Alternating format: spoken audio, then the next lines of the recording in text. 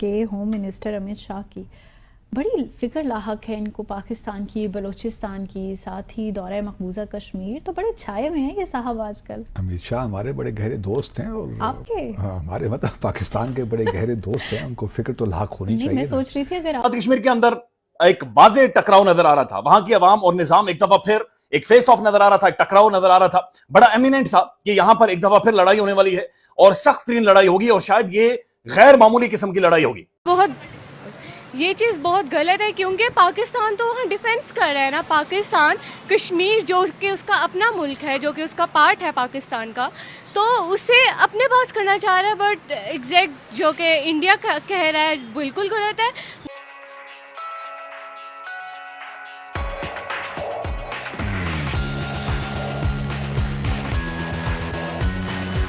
شاہ کو کیوں فکر لاحق ہے؟ تو امت شاہ صاحب کیونکہ وزیر داخلہ ہیں اور بھارت میں اس وقت the second most powerful person یا third most powerful person, I do not know کس طرح اس کو، کیونکہ جو RSS کے ہے نا چیف موہن صاحب، وہی بڑے امپورٹنٹ آدمی ہیں. ہمیں ان کا منوج سنہا صاحب سے ملاقات ان کی ہوئی، پھر عمر عبداللہ جو چیف منسٹر ہیں، نام ہی کے صحیح لیکن بھارت چیف منسٹر تو ہیں نا، اختیارات کوئی نہیں ان کے پاس،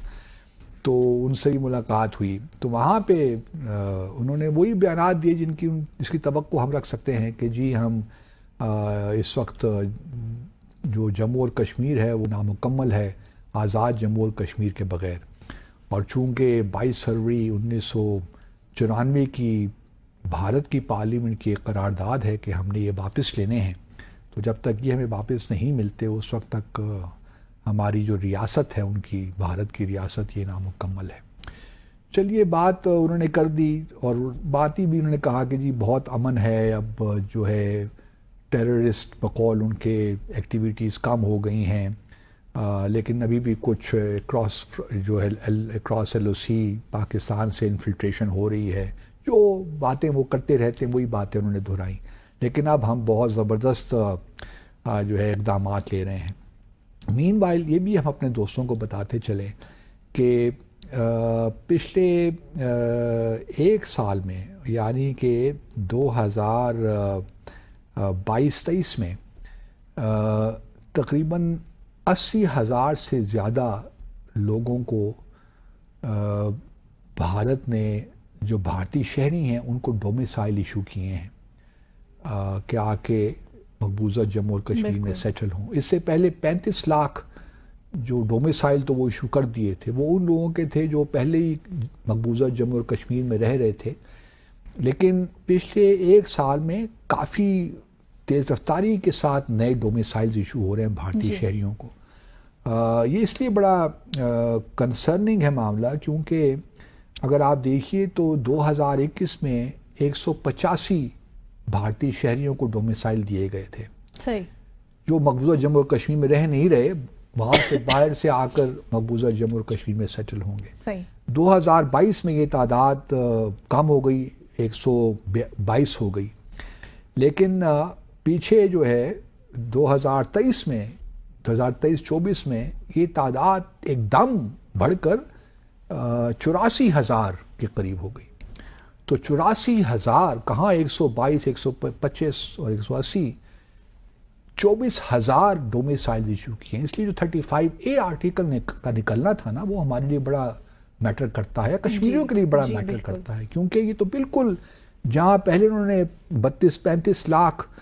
دے دیے ہیں ڈومیسائل، جو پہلے ہندو لوگ رہتے تھے یا بھارتی باشندے رہتے تھے مقبوضہ جموں اور کشمیر میں، اس میں بہت سے آرمی کے لوگ بھی ہوں گے، راشٹریہ رائفلز کے لوگ بھی ہوں گے، بہت سے جو لوگ ہوں گے، ان کو آپ نے پہلے ان کو ووٹ دینے کا حق نہیں تھا، اب ان 35 لاکھ لوگوں کو ووٹ دینے کا حق بھی ہوگا. اس سے اوپر آپ نے پچھلے ایک سال میں 84,000 بھارت کے باشندوں کو وہاں پہ آپ آباد کرا رہے ہیں.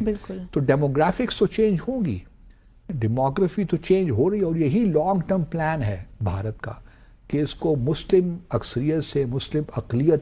علاقے میں تبدیل کیا جائے. اور وہ ہو رہا ہے، اور ہم یہاں پہ سوئے ہوئے پاکستان، ہمارا جو ہے کوئی مطلب ہمیں کوئی پالیسی ہماری نہیں ہے کہ ہم کس طرح کاؤنٹر کریں بھارت کے ان نیفیریس ڈیزائنس کو. اچھا اس کے بعد تو چلیے وزٹ ہو گیا, انہوں نے جو کہتے ہیں کہ ہو گیا, بڑی اچھے حالات ہیں مقبوضہ جموں اور کشمیر میں. اور گزشتہ روز جمعے کو ہی ایک بار پھر انہوں نے میر شاہ 3 روزہ دورہ کر کے واپس دہلی پہنچ گئے. وہاں پہ کوئی کنکلیو تھا, کوئی ایونٹ تھا جس میں انہوں نے بلوچستان کا ذکر کر ڈالا کہ جی, اور انہوں نے بڑی انٹرسٹنگ بات کی. انہوں نے کہا کہ پاکستان مقبوضہ جموں اور کشمیر کی بات کرتا ہے, پہلے بلوچستان کو تو سنبھال لے, وہ اسے سنبھل نہیں پاتا اور باتیں یہ کر رہے ہیں جموں اور کشمیر. اتنے سالوں سے سنبھالے ہوئے تو ہیں, اور ساتھ میں تھوڑا سا چونکہ گلڈ بھی ہے نا, تو یہ بھی کہتے ہیں کہ ہم کوئی انٹرفیئرنس نہیں کر رہے ہیں بلوچستان شوہر کی داڑھی میں تنکا. یہ بڑا انٹرسٹنگ مجھے لگا کہ جب انسان تھوڑا سا ہوتا ہے گلڈ تو اس کو خود ہی ان چیزوں کا اظہار کر دیتا ہے جو کہ توقع بھی نہیں رکھتا. تو کہتے ہیں ہمارا کوئی تعلق نہیں ہے جی, ہم کوئی انٹرفیئرنس ہماری نہیں ہو رہی, ہم تو بالکل یہ الگ معاملہ ہے, ہم اس میں کوئی نہیں. تو اس میں کس کو کیا شک ہونا چاہیے کہ بلوچستان میں تو بھارت کی بڑی زبردست انوالومنٹ ہے. کمانڈر کلبھوشن جادیو, میں دعا کرتا ہوں کہ کچھ ہم سوچیں اس بارے میں کہ کس طرح ہم نے بھارت کو ایکسپوز کرنا ہے دنیا کے سامنے, کیونکہ ہم یہ نہیں کر پا رہے.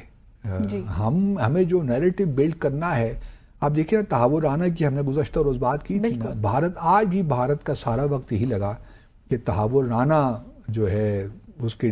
کنیکشنز ہیں ISI کے ساتھ, اور یہ سارا بمبئی اٹیک ISI نہیں کروایا تھا. پھر مارکو روبیو صاحب نے بھی ایک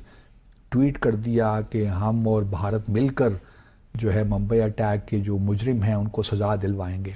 اور اس پہ پھر جے شنکر صاحب نے بھی اس پہ ریسپانس دیا کہ جی واہ واہ کیا بات ہے. ہوا یہ کہ ان کے بیٹے کو جب اٹھا لیا گیا, اس کے بعد ایک ری ایکشن آزاد کشمیر کے اندر بلڈ ہوا. آزاد کشمیر کی عوام سڑکوں پر آ گئی اور ہزاروں لوگوں نے یہ باقاعدہ سے الٹیمیٹم دے دیا کہ 24 گھنٹوں کے اندر اندر اگر ہمارا بچہ یعنی کشمیری جوان پولیس کے حوالے نہ ہوا, یا اس کی جو انلیگل ڈیٹینشن ہے, اس کا جو اغوا ہے, اسے جو غائب کرنا ہے, اس کی جو جبری گمشدگی ہے, اگر اس کا مسئلہ حل نہ ہوا تو 24 گھنٹوں کے بعد پھر عوام فیصلہ کرے گی, اور پھر یہ فیصلہ سڑکوں پر ہوگا.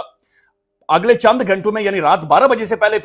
12 گھنٹوں سے پہلے اس الٹیمیٹم سے 12 گھنٹوں سے پہلے اس بچے کو پولیس کے حوالے کر دیا گیا. دیکھیں یہ طریقہ ٹھیک ہے, یہ ایک بیٹر سینس شکر ہے اللہ کا پریویل ہوا ہے, نہیں تو صورتحال خراب ہو گئی تھی. لیکن 2 چیزیں اس میں ہم نے دیکھی ہیں آزاد کشمیر کے اندر. ایک تو شعوری سطح بہت زیادہ بلند ہے, معاملے کی سنگینی, اس کی انڈرسٹینڈنگ بہت زیادہ ہے. آزاد کشمیر کے اندر ہر بندہ یہ سینس کر چکا تھا کہ جس نے بھی یہ کیا ہے اس نے ایک نفرت کا بیج بونے کے لیے کیا ہے. لہذا آزاد کشمیر کے اندر کوئی بھی سٹیٹمنٹ پاکستانی عوام کے خلاف نہیں آئی.